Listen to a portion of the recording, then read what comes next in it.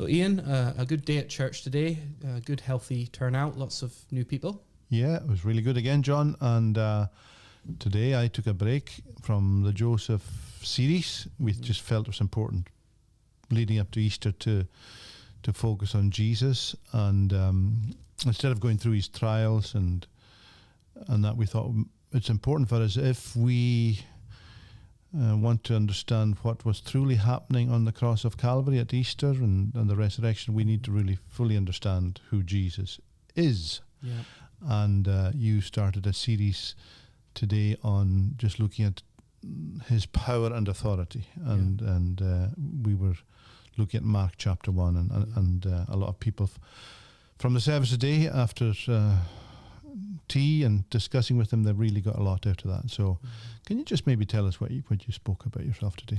Yeah, so we really wanted to talk about what Jesus' power and authority tells us about his identity. Because people were amazed at his teaching. He taught with a person with great authority. They were amazed at his power over evil forces, and they were amazed at his healings and things like that. But we wanted to ask the question, what does this tell us about who Jesus is? And, you know, the penny dropped with the disciples that he was a great teacher, that he was a prophet sent from God. Later on, Peter would declare, "You are the Messiah, the Son of the living God." Now, it's important to understand that what he was saying there could have referred to his kingship, because it wasn't uncommon to call a king the Son of God, small s. Yeah. But we wanted to explore why Christianity teaches that Jesus is the Son of God, capital S. Yeah. Because after the resurrection of Jesus, we see something quite extraordinary happen, that the disciples bow at the feet of Jesus and they worship him. That's right. Now that's a major deal, because if you're a monotheistic Jew, you don't worship at the feet of a human being. You may bow before kings, but you don't worship them. And yet Jesus receives their worship gladly. The Father seemingly isn't offended by it, and he's sharing his glory with Jesus. Now, the greatest commandment in the Old Testament was the Shema. Hear, O Israel, the Lord your God is one. You shall have no other gods before me.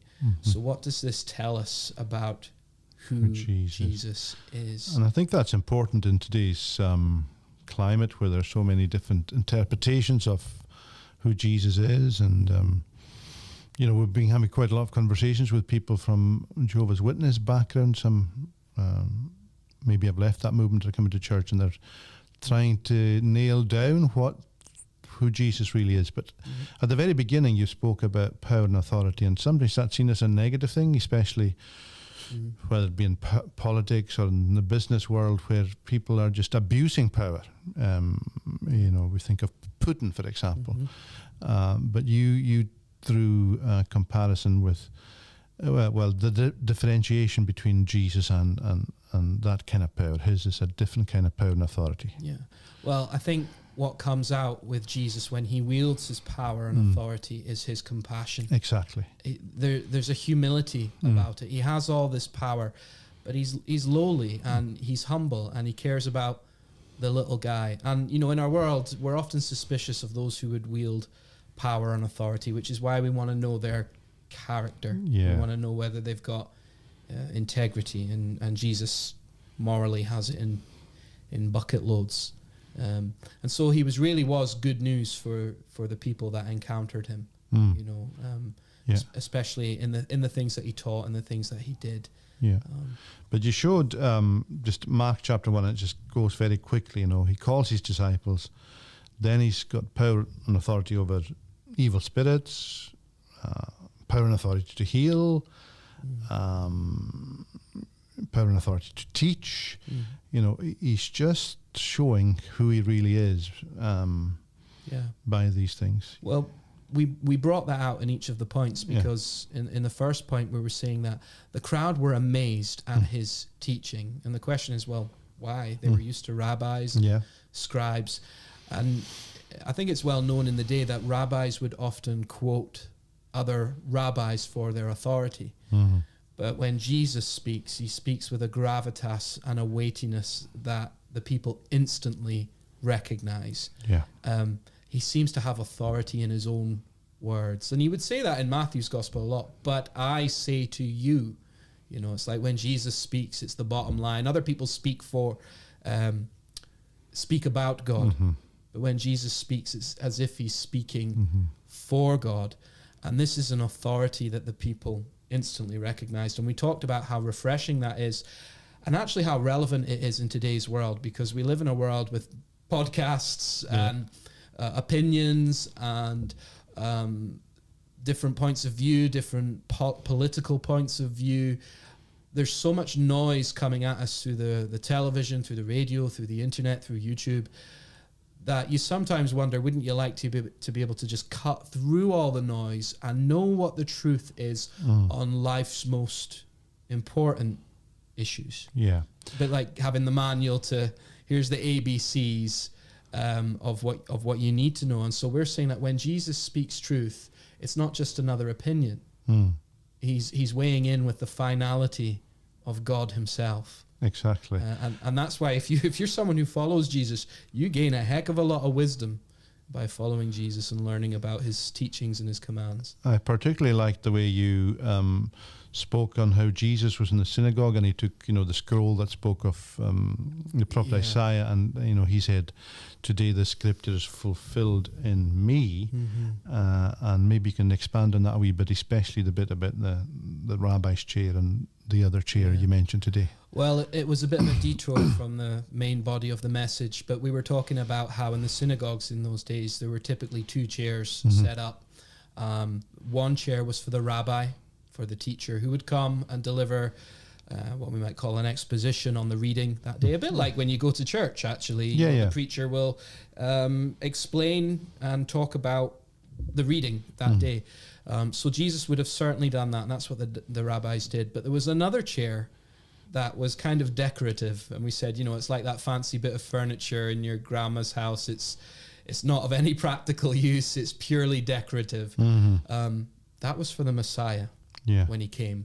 That was a symbolic chair. Now, it doesn't actually tell us in the text that Jesus sat down on that chair, but what it does say, and it's quite strong in the Greek, that as he sat down, so while he was in the process of sitting down, every eye was locked on him. Every eye in that synagogue was watching him. And it kind of begs the question, like, what did he do? When he said, "Today this reading is fulfilled in your sight." And just remind us of the reading, John.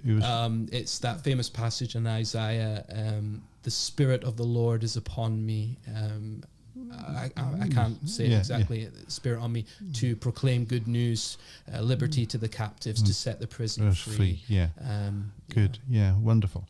So we looked at his power and authority, and you were saying it's so important to understand all these things, to fully really understand what Easter is all about. So in going forward, we're looking at other power and authority they had over sin.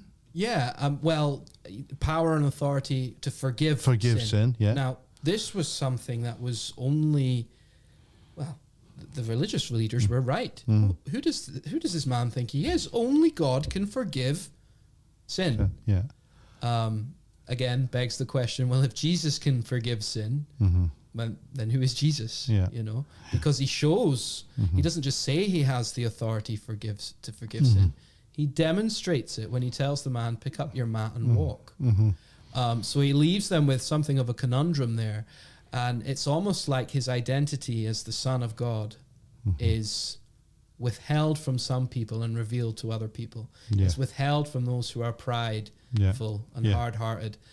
But those who hunger and thirst for God, he reveals his identity. In fact, it's one of the things that they try to stone him about. And this is really important for people who say that Jesus never claimed to be God. Well, it's like, his enemies believe he did. Yes. Because they asked him. He said, for which of these good works do you stone me? Not for these good works, but because you, a mere man, claimed to be God. They knew what he was claiming perfectly. And interestingly, when he meets men who are demon possessed,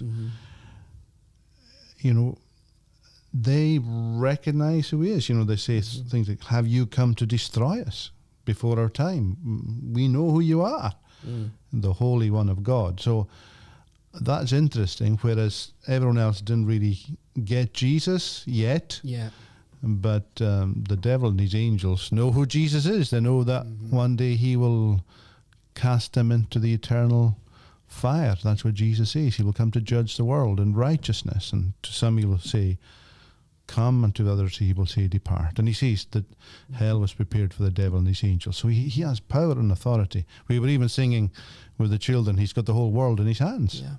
You know, he's got you and me, brother, in his hands. Yeah. So that is so important for people to grasp, especially coming up to Easter. And it's an important truth for Christians to remember that the devil, as powerful as he is, he's on a leash. Yes. So we don't disrespect him. But we are mindful that God is all powerful, that Jesus is above the principalities and powers, and that they must submit to him.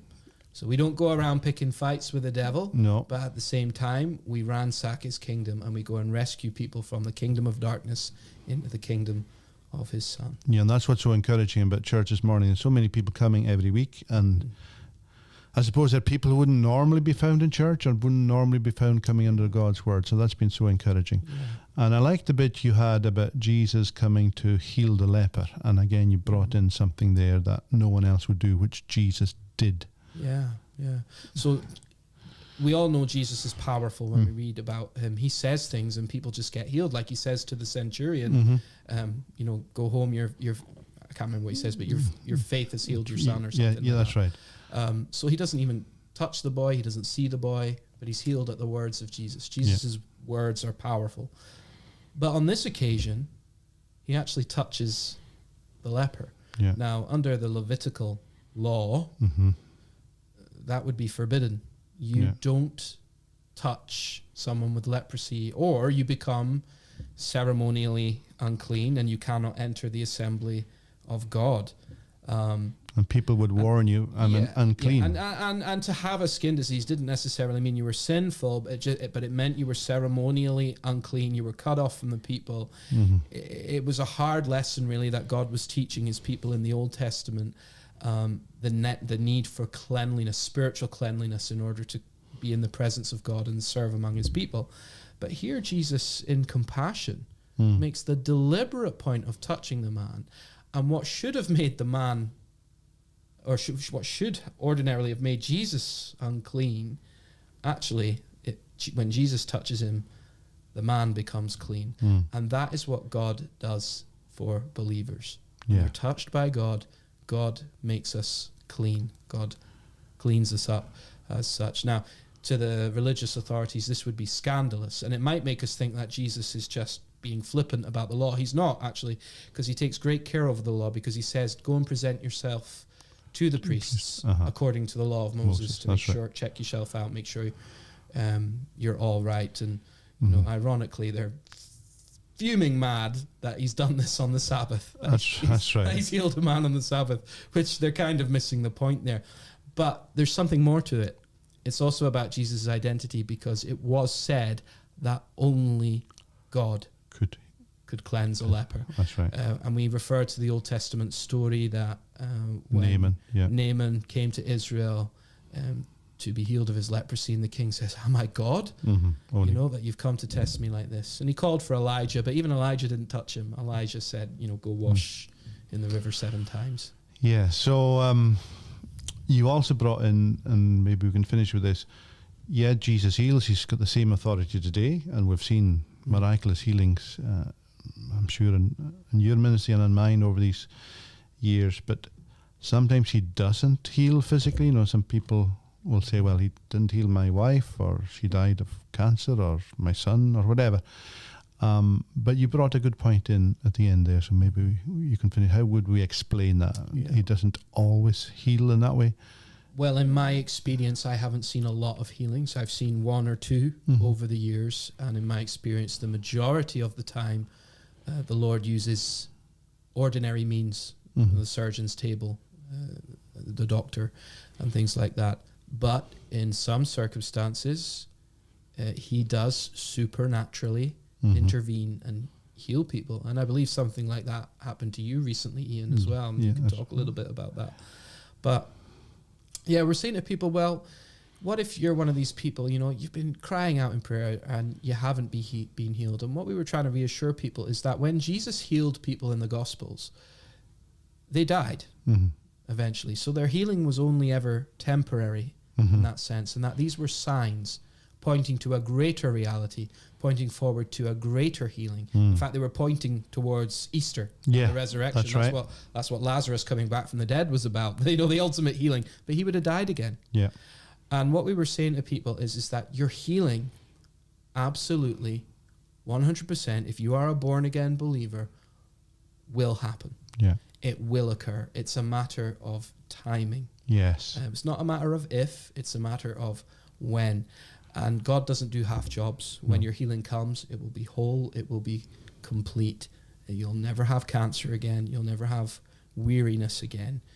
God will wipe the tears from your eyes, and you will never have to die again. And Jesus said as much. He said, and whoever believes in me will never die, or something like that. That's right. Although he die. And do you believe this? Yeah. So that's looking to the new heaven, the new earth, the home of righteousness, where God, Jesus, will usher in that new kingdom, because he is the king. Yeah, and this is what Easter is all about with the resurrection. Jesus is already ushering in a new creation. He is the firstborn, you know, from the dead. Yeah. So God has promised to do for every believer what he did for Jesus in the resurrection and raising him from the dead. Wonderful. So next week, God willing? Yeah, next week we're going to consider Jesus's power and authority over creation. And again, this tells us something about his identity, because yes, there are actually prophets who command the weather in the Old Testament. We see that with Elijah. Yeah. But commanding the sea is a whole nother ballgame. You know, only Yahweh commands the wind and the waves, which we'll see next week.